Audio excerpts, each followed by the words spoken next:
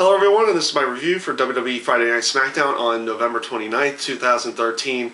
And, all in all, I felt like there was, you had at least a really good tag match for the tag titles with Goldust and Cody Rhodes versus The Shield. And I'll get into that one a little bit later because it was a really good match, but it kind of led into something that I didn't really care too much for afterwards. But for the most part, outside of CM Punk doing his continuation with the interview with the Wyatt family and about the attack on the Shield, I like where they're going with that. Obviously, they're trying to work him in there where he is going up against the Authority, which was an eventual deal for the CM Punk character because of how much he had been against Triple H in the past, being the authoritative figure and everything. So they're kind of slowly working his way into going into the Authority storyline, and we'll see how much longer it really takes before he's fully into that one. But the one aspect that I'll have to say that I just didn't really like about the show, the whole eating contest leading in for Titus O'Neil winning, leading into the match with Antonio Cesaro. First of all, why is this even a thing? Second of all, the throw-up gag, it's no longer funny in any way, shape, or form. And they took it a step further by using the gag out in the actual in-ring area. Why couldn't they have just left it in the backstage after the backstage area after the eating contest was over with? It went on way too long. It wasn't funny. And another area to it is they had to censor it on the air, and at that point, why even air it?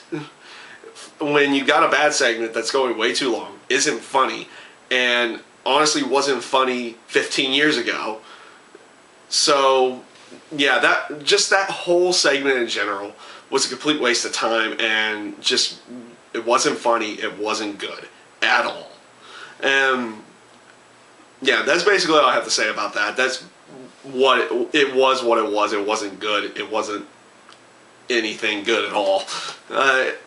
Which also, this doesn't really lead me into anything, but the other aspect, you had another match with the 3MB, now being called the Plymouth Rockers, coming out to the old Rockers theme music. That was kind of hilarious, but how many more times are we gonna have to see 3MB versus Los Matadores at this point?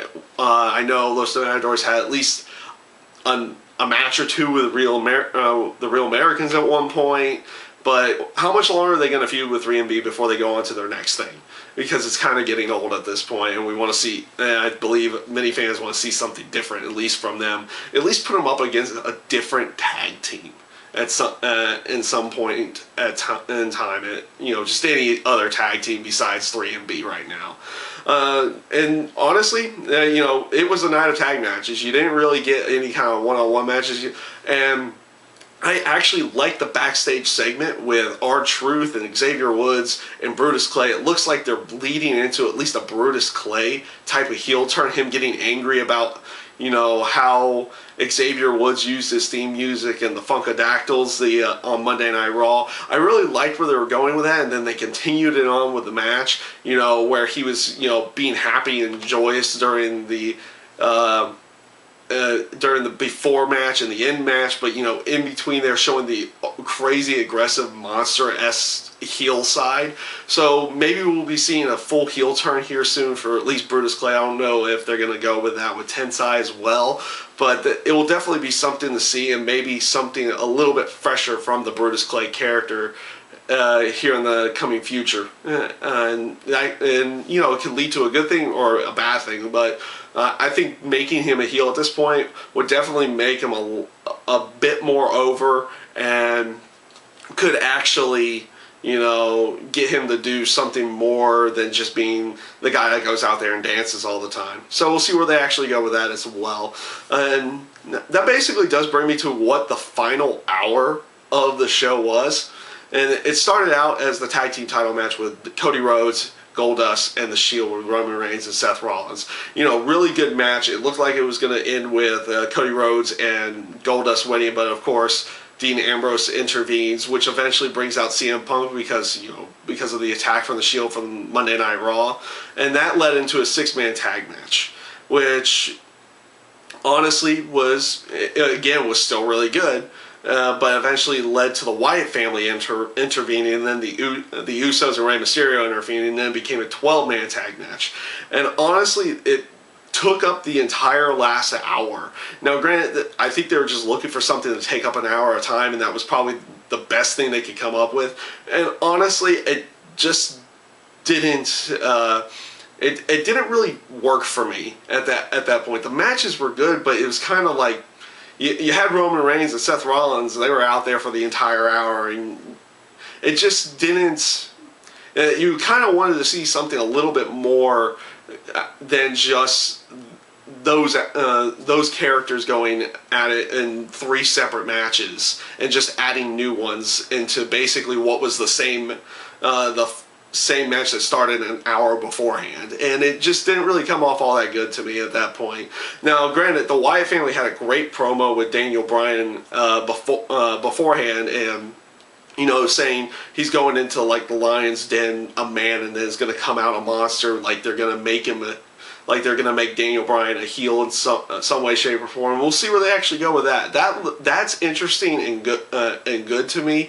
The whole aspect of taking it from a tag match to a 6-man to a 12-man, just it didn't work for me. The matches were good, but that whole aspect of turning one match into another match just it didn't come off all that good to me at the for the end of SmackDown there. So yeah, overall I felt SmackDown, much like TNA Impact this week, I did not feel was that good at all, and just on aspects that they did things that weren't really necessary. Now granted, it was because they felt more people were not going to be watching this week because of being the holiday weekend and people being with family versus watching wrestling, and that's a whole nother aspect for a different type of discussion.